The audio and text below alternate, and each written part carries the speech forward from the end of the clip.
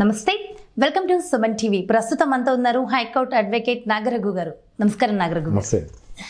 Sir, జనరల్గా banking non banking అని లేకుండా ఎక్కడైనా సరే ఫినాన్షియల్గా ఎవరైనా ఫినాన్స్ తీసుకున్నప్పుడు సాధారణంగా వచ్చేది ప్రామిసరీ నోట్. అన్ని డాక్యుమెంట్స్తో పాటు ప్రామిసరీ నోట్ ఖచ్చితంగా అడుగుతారు. అసలు దాని యొక్క ఇంపార్టెన్స్ ఏంటి?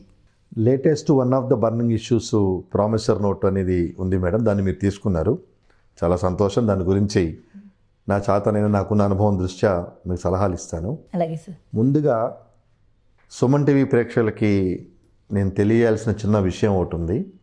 గతంలో సుమన్ టీవీ నుంచే నేను 498 ఐపీసీ ప్రోగ్రామ్ చేశాను.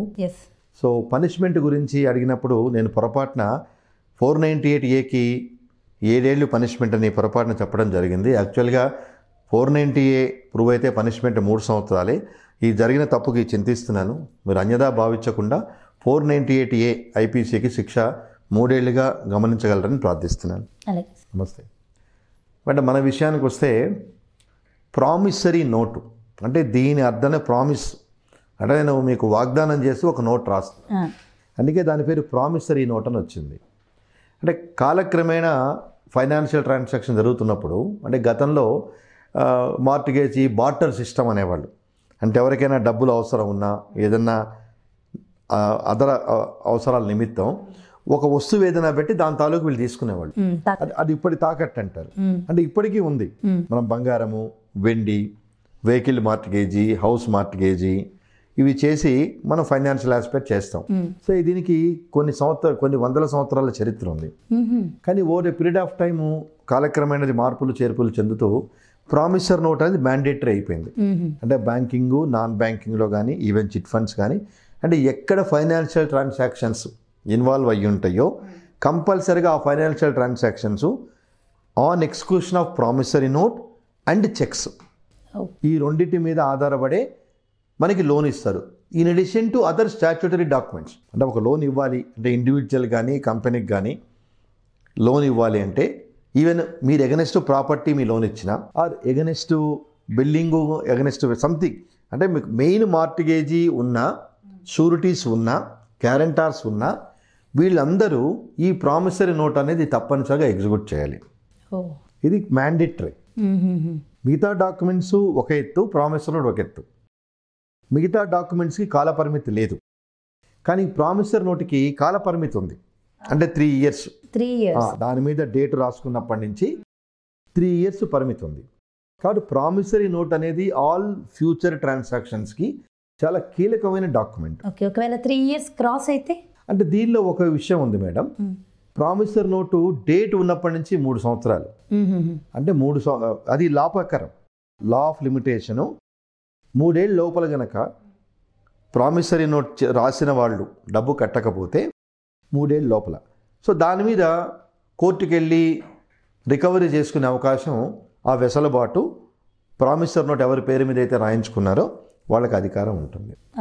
మరి ప్రామిసరీ నోట్ అసలు ఎలా రాయాలి అంటే దీనికి స్టాండర్డ్ ఫార్మెట్ అనేది ఉన్నా కానీ మేడం అంటే దానిలో స్టార్టింగ్ ఐ ప్రామిస్ యూ అంటే స్టార్టింగ్ ఎలా ఉంటుందంటే I promise you so and so amount so and so period మీకు కానీ మీరు చెప్పిన వాళ్ళకి కానీ నేను ఈ అమౌంట్ తిరిగి ఈ రేట్ ఆఫ్ ఇంట్రెస్ట్ ఇస్తాను అనేది దాని అర్థం.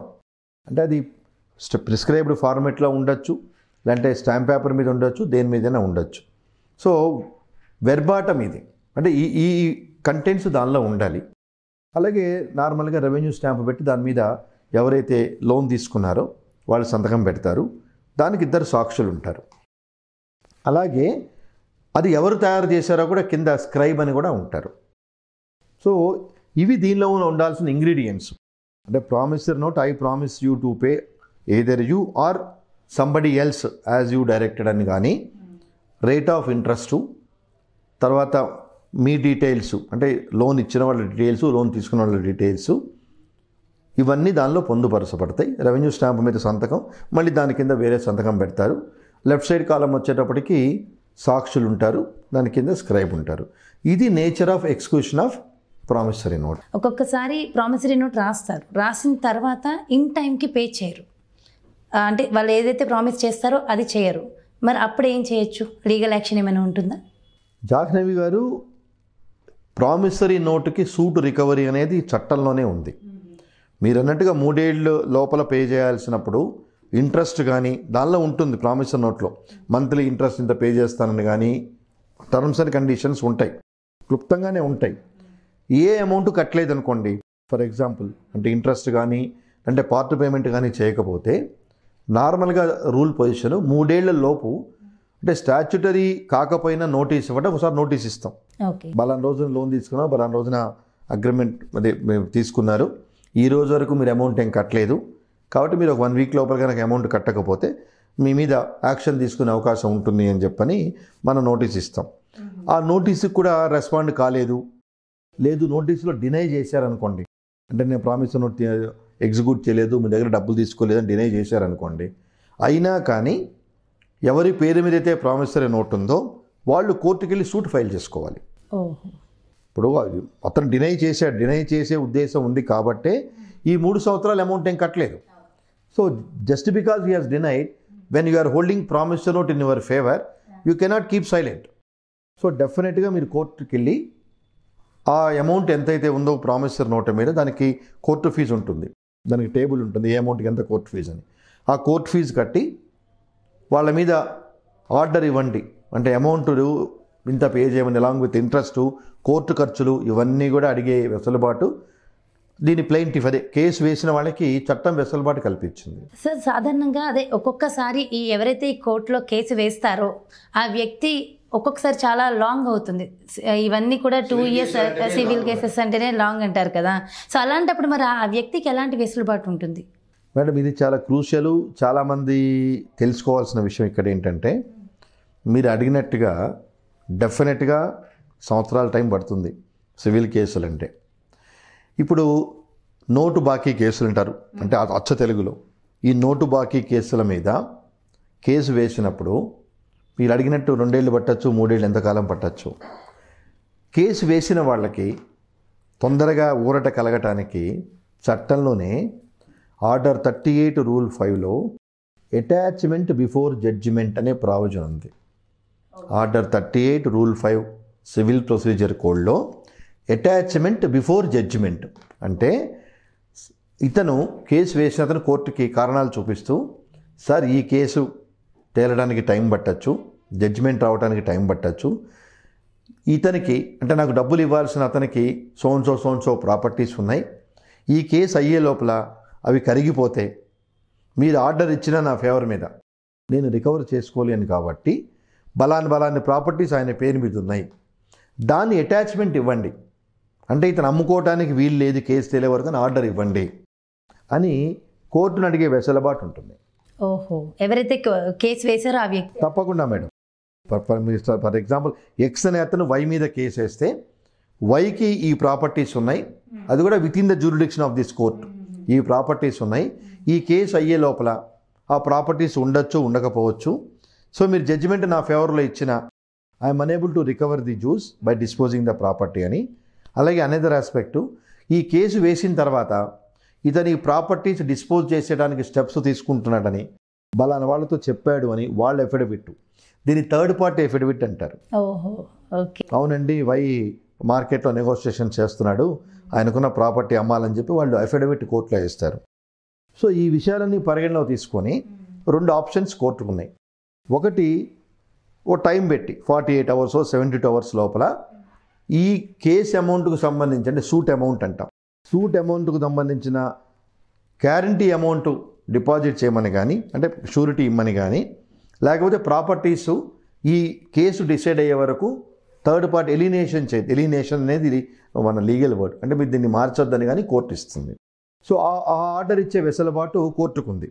అంటే కేసు తేలే వరకు మీరు అడిగిన ప్రశ్నకి ఈ కేసు తేలడానికి టైం పడుతుంది కాబట్టి తప్పనిసరిగా మీరు ప్రాపర్టీస్ని డిస్పోజ్ చేయొద్దని చెప్పి దీన్ని అటాచ్మెంట్ బిఫోర్ జడ్జిమెంట్ అని అతనికి షోకాజ్ నోటీస్ ఇస్తుంది. సో ఎందుకు మీకు మీ ప్రాపర్టీస్ని అటాచ్మెంట్ చేయకూడదు, మీరు ఎక్స్ప్లెనేషన్ ఇవ్వండి అని చెప్పి కోర్టు నోటీస్ ఇచ్చే అవకాశం ఉంది. ఓకే, మరి సార్ అదే కోర్టు ఆర్డర్ ఇచ్చినప్పుడు మరి ఆ అపోజిట్ పార్టీకి మరి రెమెడీస్ ఏముంటాయి? అతనికి రెమెడీ ఉంది మేడం, లీగల్ రెమెడీస్. అతనికి లీగల్ రెమెడీ ఉంది. అతను కౌంటర్ అంటారు మా భాషలో, లీగల్ భాషలో కౌంటర్ దాఖలు చేసి అంటే అతని మిస్టర్ ఎక్స్ చేసిన క్లెయిమ్ తప్పు, నేనేం ప్రాపర్టీస్ డినై చేయట్లేదు, ప్లస్ ప్రాపర్టీస్ ఆయన పేరు మీద ఉన్నాయో లేదో చెప్పాలి. ఇప్పుడు ప్రాపర్టీస్ మిస్సెస్ పేరు మీదో లేదా అదర్ దాన్ వై పేరు మీద ఉన్నాయనుకోండి, అవి అటాచ్మెంట్ చేయడానికి వీల్లేదు. అది అంటే అతను ఈ బలాని ప్రాపర్టీ వైది అని కోర్టులో వేశాడు, కానీ నేను ప్రూవ్ చేయాలి. అంటే మా ఇంటి డాక్యుమెంట్లో ప్రాపర్టీ డాక్యుమెంట్లో పెట్టి ఈ ప్రాపర్టీ నా పేరు మీద లేదండి, కాబట్టి ఈ అటాచ్మెంట్ పనికిరాదు, లేకపోతే ఐఎమ్ గివింగ్ అండర్టేకింగ్, నేను ప్రాపర్టీస్ మార్చనని కానీ. సో ఈ has to give to the satisfaction of the court. అంటే కోర్టుకి ఇతను నమ్మకం కలిగించాలి. అంటే ఎవరైనా గెలవచ్చు, అంటే ఆర్డర్ అట్ రావచ్చు ఇట్ రావచ్చు. అందుకే దాని పేరే attachment before judgment. Attachment before judgment. Yes, అది లా ప్రకారం అటాచ్మెంట్ బిఫోర్ జడ్జిమెంట్. అంటే జడ్జిమెంట్ వచ్చే వరకు ఈ ప్రాపర్టీస్ వెసులుబాటులో ఉండాలి, ఈ ప్రాపర్టీస్ని మార్చకూడదు. ఎందుకంటే ఒకవేళ కనుక ఆర్డరు కేసు చేసిన వాళ్ళ పేరు మీద వస్తుంది, రికవరీ చేయాలంటే ఈ ప్రాపర్టీస్ లేకపోతే అది రికవరీ చేయటం ఇబ్బందికరం అవుతుంది. సో అందుకని చట్టం అటు ఈ రెండు పార్టీలకి ఇబ్బంది లేకుండా ఇతని ఇంట్రెస్ట్ ప్రొటెక్ట్ చేయాలి. అలాగే కేసు తీసుకున్న వాడి జెన్యూనిటీ తెలియదు కదా మేడం. ఇప్పుడు నిజంగా ప్రామిసర్ నోట్ కరెక్టా కాదా, ప్రామిసర్ నోటు ఆ చెప్పినంత అమౌంట్ ఇతనికి ముట్టిందా లేదా, రేట్ ఆఫ్ ఇంట్రెస్ట్ వైబులా కాదా, ఇవన్నీ కోర్టు డిసైడ్ చేస్తుంది. కాబట్టి అల్టిమేట్గా కోర్టు డిసైడ్ చేసి ఎవరి పేరు మీద ఆర్డర్ ఇస్తుందో అనేది తెలియదు. కాబట్టి ఇద్దరికి ఇబ్బంది లేకుండా చెక్స్ అండ్ బ్యాలెన్సెస్, సో ఇద్దరి ఇంట్రెస్ట్ ప్రొటెక్ట్ చేయడానికి ఈ డిఫెండెంట్ అంటారు. అంటే ఎవరి మీద అయితే కేసు వేశారు, సో అతను కోర్టుని సాటిస్ఫై చేసి ఈ పారామీటర్స్ ప్రకారం నేను జెన్యూన్ అండి, I'm not going to ఎలినేట్ the property అనో, లేదంటే ఆ కోర్టు చెప్పిన షూరిటీనో సెక్యూరిటీనో ఫర్నిష్ చేస్తే కేసు ముందుకు ప్రొసీడ్ అవుతుంది. ఓకే, సో ప్రామిసరీ నోట్కి సంబంధించి నిజంగా ఇంకా చాలా క్వశ్చన్స్ నా దగ్గర ఉన్నాయి సార్, బట్ మరో వీడియో ద్వారా మళ్ళీ ఖచ్చితంగా ఇద్దాం. సో చాలా మంచి ఇన్ఫర్మేషన్ అందించారు, తప్పకుండా. ప్రతి ఒక్కరికి కూడా ఇది చాలా అవసరం. Thank you so much sir. నమస్తే. నమస్తే. సో చూసారు కదండి, నిజంగా ప్రామిసరీ నోట్కి సంబంధించి మనకి ఎన్నో సందేహాలు ఉన్నాయి, అందులో కొన్ని ఈ వీడియో ద్వారా తెలుసుకున్నారు కదా. మరో వీడియోతో మళ్ళీ మీ ముందుకు వచ్చేస్తా. అంతవరకు సెలవు. నమస్తే.